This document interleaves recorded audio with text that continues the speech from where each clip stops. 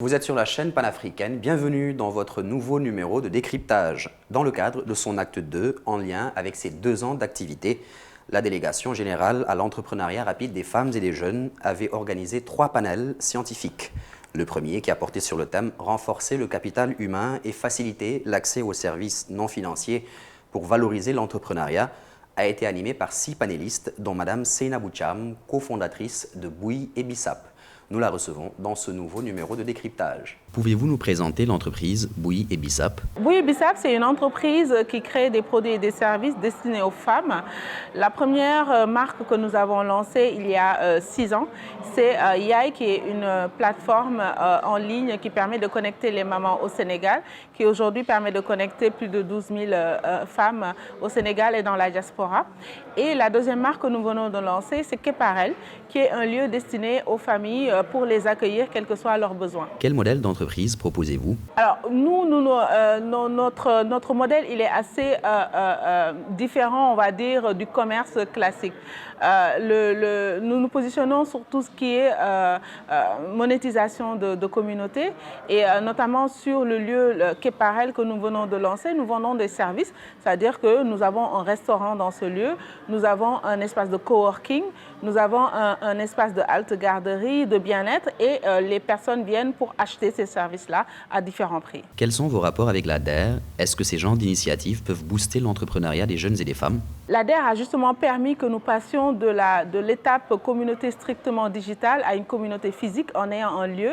Cet investissement a permis justement d'avoir ce lieu, de pouvoir louer ce lieu, de l'installer et de pouvoir y accueillir aujourd'hui les familles. Oui, l'ADER fait un travail formidable que souvent même des fois, je pense qui n'est pas assez montré, notamment à l'intérieur du pays, auprès des jeunes, dans des secteurs qui sont quand même assez critiques. Quand je pense à l'agriculture, aujourd'hui, il faut qu'on crée une nouvelle génération d'agriculteurs dans ce qu'on appelle l'agriculture moderne, l'agriculture 2.0 qui va s'appuyer sur les technologies, qui va pouvoir faire de l'intelligence artificielle, qui va pouvoir gérer les changements climatiques qu'on voit déjà. Donc cette nouvelle génération d'agriculteurs, je sais que l'ADER fait un travail de fond dans les régions, va auprès de ces jeunes-là pour les accompagner dans l'entrepreneuriat. Le chômage des jeunes persiste actuellement et les jeunes ont souvent peur d'aller vers l'entrepreneuriat. Quelle lecture faites-vous de cette situation? Moi, je pense que l'entrepreneuriat, c'est pas, il ne faut pas que ça soit en fait il faut pas que ça soit un état de fait. Il faut que ça soit un choix parce que déjà, la première chose, c'est que toute personne n'est pas entrepreneur. Aujourd'hui, c'est vrai qu'on a un vrai dynamisme sur tout ce qui concerne l'entrepreneuriat. On aimerait que tous nos jeunes soient des entrepreneurs, mais tout le monde n'est pas fait pour l'entrepreneuriat. Donc, il faut déjà savoir est-ce qu'on est fait pour ça. Et la deuxième chose, c'est bien sûr d'entreprendre dans des sujets qui apportent de vraies solutions. Il ne sert à rien de créer la même blanchisserie qui blanchit les mêmes vêtements blancs que celle qui existe déjà. Donc, il faut vraiment avoir ce souci de la valeur ajoutée quand on crée de nouvelles activités. Qu'est-ce qui fait la particularité de Bouy et Bissap? Alors nous, l'innovation qu'on a apportée, elle est toute simple. Hein. On n'a pas inventé le fait que les femmes se retrouvent pour partager des choses.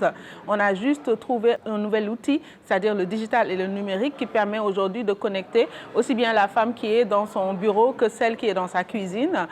Donc le digital pour nous, il a été un levier d'innovation et il a permis aussi à ce que cette communauté puisse se rassembler au-delà même des frontières du Sénégal. Est-ce que le cadre juridique est favorable aux startups? Et êtes-vous optimiste?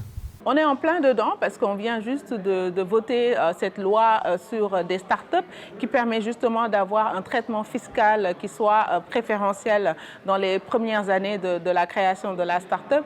Parce qu'effectivement, une startup n'a absolument pas le même comportement économique qu'une PME.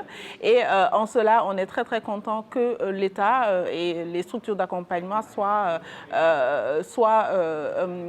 alertes et qu'ils commencent à créer un écosystème et un environnement favorable à cela. C'est un début, il y a encore beaucoup de choses à faire, mais nous saluons l'initiative avec ce Startup Act et qui a aussi eu l'intérêt d'avoir été co-construite avec tout l'écosystème, aussi bien les startups que les structures d'accompagnement et l'État. On y est, parce que cette loi, elle a été proposée, elle a été votée et le décret d'application est sorti.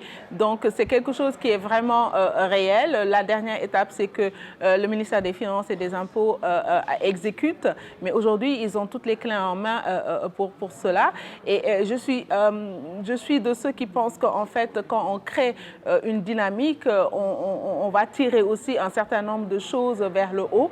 Et je pense qu'aujourd'hui, on est vraiment dans ce dynamisme-là où on crée de la curiosité, de l'envie en tout cas d'entreprendre pour donner de l'inspiration aux jeunes générations.